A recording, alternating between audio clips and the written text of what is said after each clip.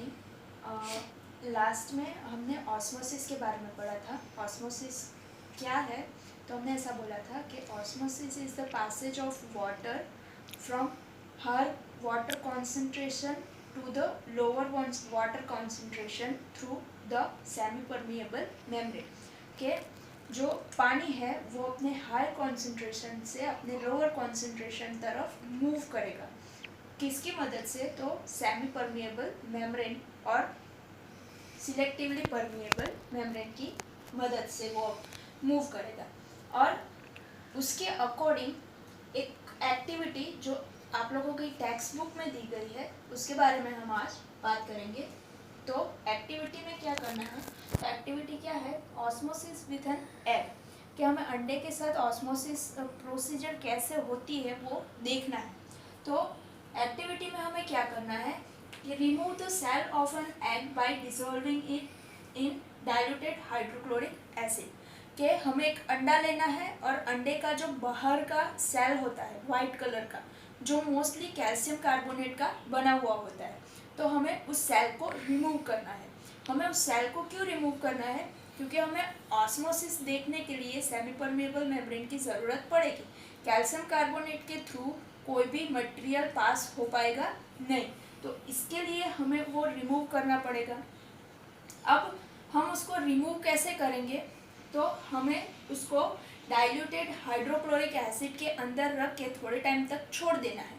हम उसको hydrochloric acid में रख के छोड़ देंगे तो क्या होगा कि जो कैल्शियम कार्बोनेट है वो एसिड की वजह से उसके अंदर पिघल जाएगा। अब जब वो रिमूव हो जाएगा सेल, तो उसके अंदर की तरफ दूसरा एक ट्रांसपेरेंट एकदम पतला सा लेयर होता है, तो वो पतला सा लेयर रह जाएगा। और वो जो पतला सा लेयर रहेगा वो लेयर हमें कैसे मिलेगा? तो वो कैसे वर्क करेगा? तो वो हमारा सेमी परमिएबल मेम्ब्रेन की तरह वर्क करेगा। अब हमें क्या करना है कि हमने अंडा लिया, उसका सेल तो रिमूव कर दिया। अब सेल रिमूव किए हुए उस अंडे को हमें एकदम प्योर वाटर के अंदर रखना है। पानी के अंदर रखने के बाद हमें उसे थोड़े टाइम तक छोड़ देना है और उसके बाद हमें उसको ऑब्जर्व करना है। जब हम 5 मिनट के बाद उस अंडे को ऑब्जर्व करेंगे तो हम उसमें क्या देखेंगे कि जो अंडा है वो स्वेलअप हो जाएगा। अब वो अंडा स्वेलअप क्यों होगा? तो उसमें ऑस्मोसिस के प्रोसीजर के थ्रू जो बाहर के एटमॉस्फेयर में या बाहर के सराउंडिंग में जो वाटर है वो गेन करेगा। क्यों? क्योंकि बाहर जो है, तो बाहर हमने सिर्फ प्योर वाटर लिया है और उस प्योर वाटर के अंदर हमने उस एग को रखा है। तो एग के अंदर का जो सॉल्यूशन है उसका कॉन्सेंट्रेशन वो एग के बाहर जो पानी है उसकी कॉन्सेंट्रेशन से ज़्यादा होगा। दैट मीन्स के जो एग है उसके अंदर पानी का कॉन्सेंट्रेशन कम होगा और बाहर पानी का कॉन्सेंट्रेशन ज़्यादा है। और ऑस्मोसिस की प्रोसीजर क्या बोलती है कि पानी जो है वो अपने ज़्यादा कॉन्सेंट्रेशन से अपने कम कॉन्सेंट्रेशन तक मूव करेगा थ्रू सेमी परमिएबल मेम्ब्रेन। तो अंडे के बाहर का जो लेयर है, जो ट्रांसपेरेंट लेयर बचेगा, वो हमारे सेमी परमिएबल मेम्ब्रेन की तरह वर्क करेगा। और क्योंकि अंडे के बाहर पानी का कॉन्सेंट्रेशन ज़्यादा है, इसलिए ऑस्मोसिस के थ्रू अंडा जो है वो पानी गेन करेगा और उसकी वजह से अंडा फूल जाएगा। और अगर हम उसी अंडे को, जिसका हमने सेल रिमूव किया है, उसी अंडे को पानी की जगह किसी कॉन्सेंट्रेटेड सॉल्ट या शुगर सॉल्यूशन में रखेंगे तो क्या होगा? तो इससे बिल्कुल उल्टा हो जाएगा कि अंडा जो है वो पानी रिलीज करेगा और पानी लूज करेगा, जिसकी वजह से वो अंडा श्रिंक होगा। क्यों? क्योंकि ऑस्मोसिस उसमें भी होनी ही है। ऑस्मोसिस होगी तो क्या होगा कि बाहर का जो हमने सॉल्यूशन लिया है, अंडे के बाहर का जो सॉल्यूशन, तो वो सॉल्यूशन हमने कॉन्सेंट्रेटेड सॉल्यूशन लिया है। मीन्स व्हाट कि उसके अंदर जो डिज़ोल्व्ड सॉल्ट है उसका अमाउंट ज़्यादा है, उसकी वजह से उसमें पानी का कॉन्सेंट्रेशन या पानी का अमाउंट कम हो जाएगा। पानी का कॉन्सेंट्रेशन बाहर कम होगा किसकी कंपैरिजन में? तो अंडे के अंदर जो सॉल्यूशन है उसकी कंपैरिजन में अंडे के बाहर के सॉल्यूशन में पानी का कॉन्सेंट्रेशन कम होगा। इसकी वजह से क्या होगा कि जो पानी है वो अंडे से पानी का बाहर के सॉल्यूशन में मूव होगा, और उसकी वजह से क्या होगा कि अंडा जो है वो श्रिंक हो जाएगा। तो ऑस्मोसिस के प्रोसीजर जानने के लिए हम ये एक्टिविटी घर पे भी कर सकते हैं। इसके अलावा एक और एक्टिविटी हम कर सकते हैं, जो ड्राइड रेजिन होते हैं, हम किशमिश बोलते हैं, वो किशमिश यूज़ करके भी हम ऑस्मोसिस की प्रोसीजर कर सकते हैं। उसमें भी हमें सेम थिंग करनी है। क्या करना है कि कुछ रेजिन्स लेने हैं, ड्राइड रेजिन, और उसको क्या करना है कि प्लेन वाटर के अंदर रख के छोड़ देना है, और दूसरे को क्या करना है कि हाई कॉन्सेंट्रेटेड शुगर और सॉल्ट सॉल्यूशन में रख के छोड़ देना है। थोड़े टाइम बाद जब हम उसको ऑब्जर्व करेंगे तो हमें क्या देखने को मिलेगा, तो जिसको हमने पानी में डाला हुआ है, जिस रेजिन्स को हमने पानी में डाला हुआ है, वो पानी गेन करके स्वेलअप हो गए, और उसके सामने जिसको हमने कॉन्सेंट्रेटेड सॉल्ट और शुगर सॉल्यूशन में डाला हुआ है, वो पानी को लूज करके श्रिंक कर जाएंगे। क्यों? क्योंकि उसमें भी ऑस्मोसिस की प्रोसीजर होगी, और ऑस्मोसिस क्या कहता है कि पानी अपने हायर कॉन्सेंट्रेशन से अपने लोअर कॉन्सेंट्रेशन तक मूव करेगा। तो ये दो एक्टिविटीज़ से हम ऑस्मोसिस की प्रोसीजर जो है वो देख सकते हैं। अब हम आगे जो यूनिसेल्युलर ऑर्गेनिजम्स है वो अपना फूड कैसे गेन करते हैं उसके बारे में देखेंगे। अब हम यूनिसेल्युलर जो ऑर्गेनिजम्स होते हैं, यूनिसेल्युलर और मल्टीसेल्युलर ऑर्गेनिजम्स के बारे में हमने इस चैप्टर के स्टार्टिंग में बात की थी कि यूनिसेल्युलर ऑर्गेनिजम्स हम किसे बोलेंगे कि जो सिर्फ एक ही सेल का उसका पूरा बॉडी होता है और एक ही सेल के थ्रू वो अपने सारे काम करेंगे। ऐसे जो यूनिसेल्युलर ऑर्गेनिजम्स हैं जो फ्रेश वाटर के अंदर देखने को मिलते हैं, तो वो यूनिसेल्युलर ऑर्गेनिजम्स और जो प्लांट्स होते हैं वो भी ऑस्मोसिस की प्रोसीजर के थ्रू ही पानी गेन करते हैं। कि प्लांट्स अपना पानी कहाँ से लेंगे, तो वो सॉइल में से अपने रूट के थ्रू पानी एब्जॉर्ब करेंगे। तो सॉइल के थ्रू रूट्स, सॉइल में से रूट के थ्रू जो पानी एब्जॉर्ब करते हैं, तो वो एब्जॉर्प्शन किस प्रोसीजर के थ्रू होगा, तो वो भी ऑस्मोसिस की प्रोसीजर के थ्रू ही होगा। इसीलिए diffusion is important in exchange of gas and water. के जो सेल है उसकी पूरी लाइफ में जो भी एक्टिविटी वो करता है उसके लिए डिफ्यूज़न एक ऐसी प्रोसीजर है कि जो बहुत ज़्यादा इम्पॉर्टेंट होती है। क्यों? क्योंकि सेल को अपने जो फंक्शंस है वो फंक्शंस परफॉर्म करने के लिए वाटर, न्यूट्रिएंट, वो सारी चीज़ें चाहिए होती है, और वो सब कुछ, और उसको जो गैसेस होते हैं वो गैस भी उसको नीडेड होते हैं। जैसे कि उसको ऑक्सीजन की ज़रूरत होती है, तो वो सारे गैस और जो वाटर है और सारे न्यूट्रिएंट्स है वो उसको डिफ्यूज़न के प्रोसीजर के थ्रू ही मिलेगा। इसलिए डिफ्यूज़न एक ऐसी प्रोसीजर है कि जो सेल की जो लाइफ है उसमें एक बहुत इम्पोर्टेंट प्रोसीजर है। The plasma membrane is flexible and is made up of organic molecules called lipids and protein. कि हम प्लाज्मा मेम्ब्रेन के बारे में बात करें तो उसका स्ट्रक्चर कैसा होता है, तो प्लाज्मा मेम्ब्रेन जो है वो प्लाज्मा मेम्ब्रेन फ्लेक्सिबल होता है, और उसका जो स्ट्रक्चरल मतलब उसका स्ट्रक्चर जो है वो किस चीज़ से बना हुआ होता है, तो वो दो ऑर्गेनिक कंपाउंड से बना होता है, वो है लिपिड्स एंड प्रोटीन्स। और उसकी जो फ्लेक्सिबिलिटी है किसकी, प्लाज्मा मेम्ब्रेन की, तो प्लाज्मा मेम्ब्रेन की जो फ्लेक्सिबिलिटी है वो प्लाज्मा मेम्ब्रेन की फ्लेक्सिबिलिटी के वजह से क्या होता है कि वो जो ऑर्गेनिजम्स है वो ऑर्गेनिजम्स अपने जो फूड है जो उसके आउटर एनवायरनमेंट में है, तो वो आउटर एनवायरनमेंट में से जो फूड है उसको भी अपनी बॉडी के अंदर लेंगे, और ये जो अपनी प्लाज्मा मेम्ब्रेन के थ्रू फूड को अपनी बॉडी के अंदर लेने की जो प्रोसीजर है और मिनरल्स को अपनी बॉडी के अंदर लेने की जो प्रोसीजर है उसे एंडोसाइटोसिस बोला जाता है। कि जो कॉन्सेंट्रेशन के बेसिस पर जो ऑर्गेनिजम्स है वो फूड को अपनी बॉडी के अंदर जो लेते हैं अपने आउटर एनवायरनमेंट में से, तो उस प्रोसीजर को हम एंडोसाइटोसिस बोलेंगे। और जो अमीबा होती है, वो अमीबा हमें पता है यूनिसेलुलर ऑर्गेनिज्म है, और वो अमीबा भी अपना जो फूड है वो एंडोसाइटोसिस प्रोसीजर के थ्रू अपनी बॉडी में लेती है। तो ये हमने बात की प्लाज्मा मेम्ब्रेन की। और हम किस चीज़ के बारे में स्टडी कर रहे हैं, तो हम इस चीज़ के बारे में स्टडी कर रहे हैं कि what are the cells made up of, कि सेल्स किस चीज़ के बने हुए होते हैं। तो हमने ये टॉपिक की जब शुरुआत की थी तब हमने ऐसा बोला था कि सेल को जब भी हम माइक्रोस्कोप के अंदर ऑब्जर्व करेंगे किसी भी सेल को, तो उसके अंदर हमें 3 इम्पोर्टेंट पार्ट्स दिखाई देंगे, जो वो सारे सेल्स की कैरेक्टरिस्टिक्स है, कि वो एनिमल सेल हो, प्लांट सेल हो, या फिर यूनिसेलुलर ऑर्गेनिज्म, मल्टीसेलुलर ऑर्गेनिज्म, किसी भी सेल को हम अगर देखेंगे तो उसके अंदर हमें वो 3 फीचर्स दिखाई देंगे। वो कौन कौन से है? एक है प्लाज्मा मेम्ब्रेन, दूसरा है साइटोप्लाज्म, एंड तीसरा है न्यूक्लियस।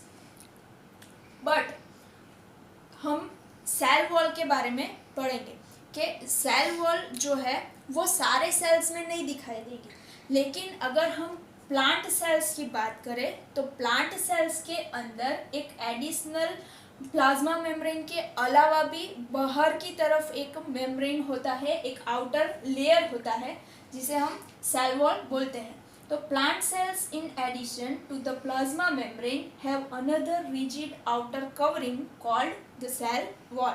के प्लांट सेल्स के अंदर एक प्लाज्मा मेम्ब्रेन के अलावा प्लाज्मा मेम्ब्रेन की बाहर की तरफ एक दूसरा रिजिड कवर होता है, जिसे हम सेल वॉल बोलते हैं। और वो जो सेल वॉल है, वो cell wall is mainly composed of cellulose, कि वो सेल्यूलोज की बनी हुई होती है। सेल्यूलोज क्या है? तो cellulose is a complex substance and it provide structural strength to plants. के सेल्यूलोज जो है वो सेल्यूलोज एक ऐसा कॉम्प्लेक्स स्ट्रक्चर है, वो शुगर है। अगर हम बात करें सेल्यूलोज की, तो cellulose is a chain of sugar, और वो बहुत सारी शुगर एक साथ मिल के चेन बनाते हैं, इसलिए वो सब्सटेंस जो है वो बहुत ज़्यादा कॉम्प्लेक्स होता है। और वो क्या करेगा? तो वो जो प्लांट्स है वो प्लांट्स को स्ट्रक्चरल स्ट्रेंथ देगा। अब वो प्लांट्स को स्ट्रक्चरल स्ट्रेंथ कैसे देगा? तो उसके लिए अगर किसी भी प्लांट सेल को, जिसमें प्लांट सेल या फिर हम फंगी की बात करें, या फंगी या फंजाई कुछ भी आप बोल सकते हो, तो उसकी हम बात करें तो वो, और जो बैक्टीरियाज है कि जिनके पास सेल वॉल है, उनको अगर हम बहुत ज़्यादा डाइल्यूटेड सॉल्यूशन के अंदर भी रखेंगे, फिर भी वो सेल वॉल उसके पास है, उसकी वजह से वो उसको रेजिस्ट कर पाएंगे। कैसे वो रेजिस्ट कर पाएंगे? तो अगर हमें पता है कि अगर हम बहुत ज़्यादा डाइल्यूटेड सॉल्यूशन के अंदर किसी भी लिविंग सेल को डालेंगे तो ऑस्मोसिस के थ्रू क्या होगा कि पानी उसके अंदर आएगा। क्यों? क्योंकि आउटर जो एनवायरनमेंट है उसमें पानी का कॉन्सेंट्रेशन ज़्यादा है, तो उसकी वजह से क्या होगा कि पानी जो है वो सेल के अंदर मूव करेगा ऑस्मोसिस की प्रोसीजर के थ्रू। तो जब हमें पता है कि पानी जब सेल के अंदर मूव करेगा तो सेल जो है वो स्वेल अप होगा, और अगर वो बाहर का जो सॉल्यूशन है वो बहुत ज़्यादा डाइल्यूटेड होगा तो क्या होगा कि जब हम सेल को उसके अंदर रखेंगे तो बहुत ज़्यादा अमाउंट में पानी सेल के अंदर आएगा, और एक पॉइंट ऐसा आएगा कि सेल के अंदर बहुत ज़्यादा पानी भर जाने की वजह से वो सेल बर्स्ट होगा। बट अगर हम प्लांट सेल की बात करें तो प्लांट सेल्स या बैक्टीरिया और जो फंजी होती है या फिर फंजाई होती है, वो जो है वो इसको रेजिस्ट कर पाएंगे। क्यों? क्योंकि उनके पास सेल वॉल का आउटर कवरिंग है। प्लाज्मा मेम्ब्रेन के अलावा उनके पास एक सेल वॉल का आउटर कवरिंग है जो उसको स्ट्रक्चरल स्ट्रेंथ देता है। और कैसे देगा? तो जब पानी सेल के अंदर मूव करेगा तब वो पानी जो है वो प्लाज्मा मेम्ब्रेन और सेल वॉल के ऊपर प्रेशर देगा, और अंदर से सेल को जितना प्रेशर मिलेगा तो सेल वॉल जो है वो सेल वॉल भी सेम प्रेशर वो जो अंदर से सॉल्यूशन दे रहा है उसके ऊपर देगा। तो उसके वजह से क्या होगा कि दोनों तरफ का जो प्रेशर है वो इक्वल हो जाएगा और उसकी वजह से सेल का जो स्ट्रक्चर है वो बना रहेगा। जैसे कि अगर हम एक एग्जांपल दें कि एक टेबल है, टेबल को दो लोग एक तरफ से धक्का मारेंगे तो वो इजीली मूव हो जाएगा, लेकिन अगर उसी टेबल को दोनों तरफ से दो दो लोग सेम फोर्स से धक्का मारेंगे तो वो टेबल जो है वो अपनी जगह से मूव नहीं होगा। उसी तरह इसमें क्या होगा कि अगर हम एनिमल सेल की बात करें तो एनिमल सेल के पास ये प्रोटेक्टेड लेयर नहीं है, सेल वॉल। तो क्या होगा कि उसके अंदर पानी भरता जाएगा और वो पानी प्लाज्मा मेम्ब्रेन को फोर्स देगा और उस फोर्स की वजह से वो प्लाज्मा मेम्ब्रेन फट जाएगा, जिसकी वजह से सेल टूट जाएगा। बट अगर हम प्लांट सेल की बात करें तो प्लांट सेल में क्या होगा कि अंदर से जितना प्रेशर मिल रहा है उतना ही प्रेशर बाहर से सेल वॉल भी दे रही है, तो दोनों तरफ का प्रेशर इक्वल हो जाने की वजह से सेल जो है वो बर्स्ट नहीं होगा। तो इस तरह से हम कह सकते हैं कि सेल वॉल जो है वो प्लांट को स्ट्रक्चरल स्ट्रेंथ देने में हेल्पफुल होता है। और अब आपकी टेक्स्ट बुक के अंदर एक एक्टिविटी दी गई है, उस एक्टिविटी के बारे में हम देखेंगे। अब जो एक्टिविटी टेक्स्ट बुक में दी गई है वो एक्टिविटी हम देखें उसके पहले एक इम्पोर्टेंट टर्म है जिसके बारे में पता होना ज़रूरी है, and the term is plasmolysis. अब प्लाज्मोलाइसिस किसे बोलते हैं? तो when a living plant cell loses water through osmosis, there is a shrinkage of the content of the cell away from the cell wall, and this is called a plasmolysis। कि क्या होता है कि जब हम किसी भी लिविंग प्लांट सेल को, जो लिविंग प्लांट सेल है वो पानी अपना लूज करेगा थ्रू ऑस्मोसिस, और वो कब होगा? जब हम किसी भी लिविंग प्लांट सेल को किसी कॉन्सेंट्रेटेड सॉल्यूशन के अंदर रखेंगे, तभी ऑस्मोसिस के थ्रू पानी जो है वो सेल से बाहर जाएगा। तो जब पानी सेल से बाहर जाएगा तो क्या होगा कि सेल के अंदर का जो कंटेंट है वो श्रिंक होगा और वो सेल वॉल से दूर हटेगा, और वो सेल वॉल से अंदर का कंटेंट जो है, अंदर का कंटेंट दूर होने का या फिर कम होने की जो प्रोसीजर है उसको हम क्या बोलेंगे? उसको हम बोलेंगे प्लाज्मोलाइसिस। और ये प्लाज्मोलाइसिस की प्रोसीजर कैसे होती है प्लांट सेल में, लिविंग प्लांट सेल में, वो देखने के लिए एक्टिविटी टेक्स्ट बुक में दी गई है। तो ये प्लाज्मोलाइसिस देखने के लिए हमें क्या करना है कि रिहो लीव जो होते हैं, रिहो नाम की एक प्लांट होता है जिसके लीव्स बहुत लंबे और रेड कलर के होते हैं, तो वो लीफ हमें लेना है और उसका पील निकालना है। अब हम प्लांट के लीफ का पील कैसे निकालेंगे? तो प्लांट के जो लीफ का पील निकालने के लिए हम क्या करेंगे कि लीफ को पकड़ के उसको जब हम जोर से फाड़ेंगे तो क्या होगा कि उसका एक ट्रांसपेरेंट पतला सा लेयर अलग होगा। तो वो ट्रांसपेरेंट पतला सा लेयर जो अलग होगा उसे हम लीफ का एपिडर्मिस लेयर बोलेंगे। तो वो जो पील हमने अलग किया है वो पील को हमें लेना है और उसको स्लाइड के ऊपर माउंट करना है, कि स्लाइड के ऊपर रखना है। स्लाइड के ऊपर रखने के बाद हमें क्या करना है कि उसके ऊपर हमें एक कॉन्सेंट्रेटेड सॉल्यूशन रखना है, चाहे वो सॉल्ट का कॉन्सेंट्रेटेड सॉल्यूशन हो या फिर शुगर का, कोई भी कॉन्सेंट्रेटेड सॉल्यूशन का ड्रॉप हमें उस पील के ऊपर रखना है और उसके ऊपर हमें कवर स्लिप रख के उसको थोड़ी देर के लिए ऐसे ही छोड़ देना है। अब ऐसे ही छोड़ देना क्यों है हमें? क्योंकि ऑस्मोसिस की प्रोसीजर होने के लिए टाइम लगेगा, तो हमें उस सेल को और उस लिविंग प्लांट सेल को अपना ऑस्मोसिस का प्रोसीजर करने के लिए इनफ टाइम देना पड़ेगा। तो उसके लिए हमें उसको थोड़ी देर के लिए ऐसे ही छोड़ देना है। और आफ्टर सम टाइम हम अगर माइक्रोस्कोप के अंडर ऑब्जर्वेशन करेंगे तो हमें ये प्लाज्मोलाइसिस की प्रोसीजर जो है वो देखने को मिलेगी कि सेल के अंदर का जो कंटेंट है वो सेल वॉल से दूर गया हुआ हमें दिखाई देगा। अब हमें ये कैसे पता चलेगा कि ये प्लाज्मोलाइसिस की प्रोसीजर इसके अंदर हुई है, तो उसके लिए हमें क्या करना है कि हमें कंट्रोल की एक स्लाइड मेंटेन करनी पड़ेगी। कंट्रोल की स्लाइड मेंटेन करने के लिए हम क्या करेंगे कि सेम प्रोसीजर करेंगे कि जो लीफ है उसका पील निकालेंगे, उसको स्लाइड के ऊपर माउंट करेंगे, और इसमें हम क्या करेंगे कि हमने उसमें कॉन्सेंट्रेटेड सॉल्यूशन का ड्रॉप लिया है, उसकी जगह इसमें हम पानी का ड्रॉप डालेंगे। पानी का ड्रॉप डालकर हम इसको माइक्रोस्कोप में ऑब्जर्व करेंगे थोड़ी देर रहने देने के बाद। तो क्या होगा कि जिसमें पानी है उसमें सेल्स स्वेल हो गए, और जिसमें हमने कॉन्सेंट्रेटेड सॉल्यूशन यूज़ किया है उसमें हमें प्लाज्मोलाइसिस देखने को मिलेगा, मतलब कि सेल जो है श्रिंक हो गए। तो दोनों की कंपैरिजन जब हम करेंगे तब हमें पता चलेगा कि उसमें प्लाज्मोलाइसिस की प्रोसीजर हुई है। या फिर हम क्या कर सकते हैं कि जो लीफ हमने लिए हैं उस लीफ को पहले हम गर्म पानी के अंदर डालकर उबालेंगे, और उबालने के बाद हम उस लीफ का पील निकालकर उसका उसकी जो स्लाइड है वो माउंट करेंगे, कि उसकी स्लाइड बनाएंगे।